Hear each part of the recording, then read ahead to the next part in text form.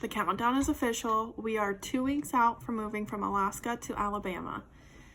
We are driving with kids and dogs, so I just wanted to do a little video about how I keep myself organized for our trip and our drive and all the stuff I keep to get through Canada. I put it all in a binder. This is what I did last time. It worked really well for staying organized. This time, I'm super duper organized, and I have our itinerary printed out on the first page, maybe.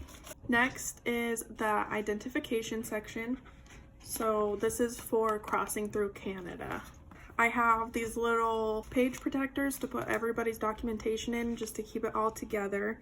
So in this one, I have birth certificate and passport.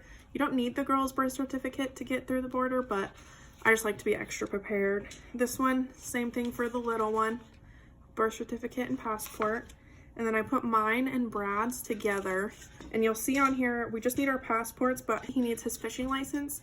That is because we are going to be transporting our salmon that we have in our freezer because we don't want to waste it. And online, everything said to have a valid fishing license. So we'll have his fishing license in here. The dogs are actually the most complicated to get back into the US, actually. For Canada, I believe it's just rabies to get in. They need their rabies vaccine. But to get back into the US, they need a health certificate from their vet. Now, this is technically not required for every dog, but if your dog does not look healthy, they can require it. And if you don't have it, your dog gets stuck at the border. So we're just gonna be safe rather than sorry and get them a health certificate. We need their rabies documentation, which we haven't gotten yet. And then they also need a microchip to get back into the US. One of our dogs has one, the other one still needs to get one. It has to be the 15-digit microchip and it has to be scannable by the universal scanners. The other thing they need is a CDC receipt. So you go onto the CDC website, they have a form for you to fill out, and then you'll get a receipt from that, and you need to have proof of that. They should have it in theirs, but you have to have the receipt with you as well. So our two dogs, it's the same thing for both. I don't know if I can say this one out loud. I'll just let you read it. We have to have a declaration for the long black things.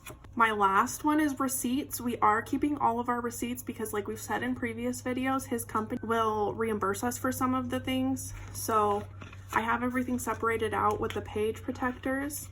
I have the receipt for the RV in the first one. And then I'll have lodging, like the campsites that we'll be staying at in the RV. I have food and gas. And that's all I have in here. If you have recently driven through Canada, if we're missing anything, please let me know. It has been 5.5 years since we've done it, and we did it during COVID, so it was really different. The last thing I wanted to talk about was a milepost. This is the old edition. We'll probably get a new edition. They're not super expensive. It's just all kinds of information about driving the Alaska Highway, the best stays, the best stops, when they're open, because if you didn't know, a lot of them close for the winter. A lot of the stops and gas stations and stuff close for the winter. So this is a really good thing to have on hand, especially because service can be really sketchy throughout Canada, especially on the Alaska side of Canada. So follow along to see our journey. 2 weeks until we move Alaska to Alabama. If you have any suggestions of anything else we might need in our binder, please let me know.